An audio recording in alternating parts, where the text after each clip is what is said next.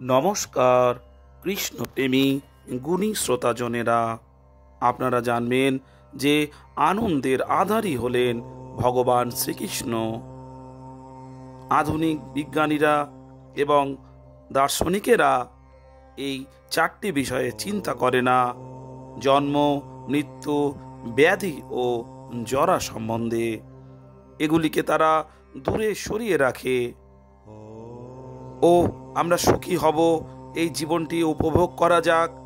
কিন্তু মানব জীবন এই জন্ম, মৃত্যু, ব্যাধি ও জরার কবলমুক্ত হবার সমাধান নির্ণয় করার জন্যই। যদি কোনো সভ্যতা এই চারটি সমস্যার সমাধান খুঁজে না পায়, তাহলে সেটি মানব সভ্যতা নয়। মানব সভ্যতা এই সমস্ত সমস্যার সমাধান খুঁজে বার করার জন্যই নির্দিষ্ট হয়েছে। সুতরাং শ্রীমদ্ ভগবদ গীতায় ভগবান বলেছেন, কর্মজং বুদ্ধিযুক্তা। কর্মজং শব্দের অর্থ প্রত্যেকটি ক্রিয়ারই প্রতিক্রিয়াশীল। খারাপ কর্ম করলে তার প্রতিক্রিয়া হবে খারাপ, কিন্তু প্রতিক্রিয়া তা সে ভালোই হোক বা মন্দ, উচ্চতর ধারণার পরিপ্রেক্ষিতে সবই ক্লেশ ভোগ। ধরা যাক, ভালো কর্মের ফলে আমি একটি ভালো জীবন লাভ করলাম, সুন্দর দেহপ্রাপ্ত হলাম এবং উচ্চ শিক্ষা লাভ করলাম। এই ভালো জিনিসগুলি আমার থাকতে পারে, কিন্তু তার অর্থ এই নয় যে আমি জড় ক্লেশ থেকে মুক্ত। জড় ক্লেশ হচ্ছে জন্ম, মৃত্যু, জরা ও ব্যাধি। এমনকি আমি যদি একটি অভিজাত পরিবারে জন্মগ্রহণ করা একজন ধনী, সুন্দর, শিক্ষিত মানুষও হই, তাহলেও মৃত্যু, জরা ও ব্যাধিকে এড়াতে পারি না।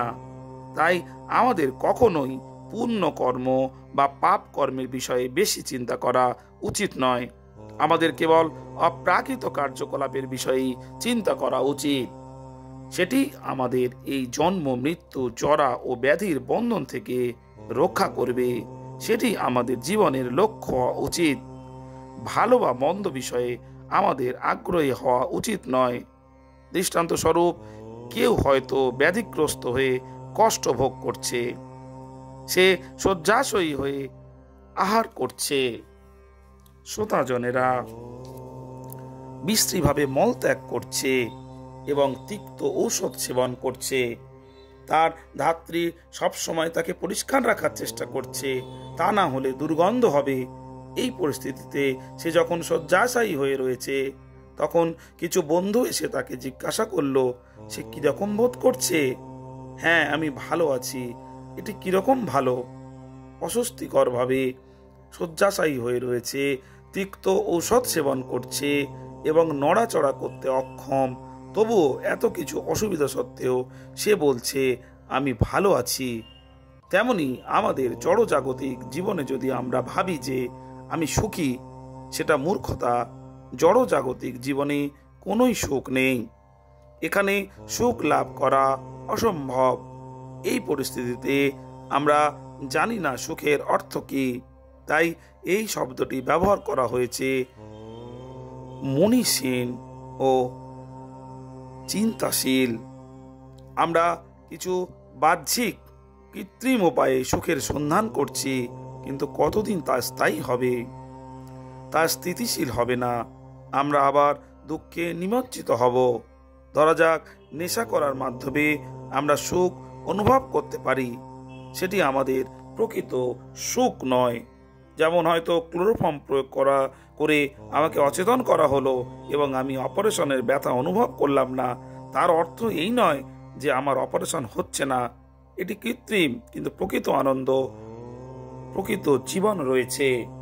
শ্রীমদ্ ভগবদ গীতায় যেটি ভগবান শ্রীকৃষ্ণের দ্বারা কথিত হয়েছে, চিন্তাশীল ব্যক্তি শুদ্ধ চেতনায় স্থিত হয়ে কর্মের ফল পরিত্যাগ করে। তার ফল হচ্ছে এই যে জন্ম, মৃত্যু, জরা ও ব্যাধির পরিসমাপ্তি হয়। এই পরিসমাপ্তির সম্ভব হয় আনন্দের আধার ও নিত্যানন্দ স্বরূপ প্রকৃত সত্য শ্রীকৃষ্ণের সঙ্গে যুক্ত হওয়ার ফলে। বাস্তবিক সেটি যথার্থ আনন্দ, যা লাভ করার জন্য আমরা প্রয়াসী। শ্রোতাজনেরা, ভালো থাকবেন আর চ্যানেলটিকে সাবস্ক্রাইব ও লাইক করতে ভুলবেন না।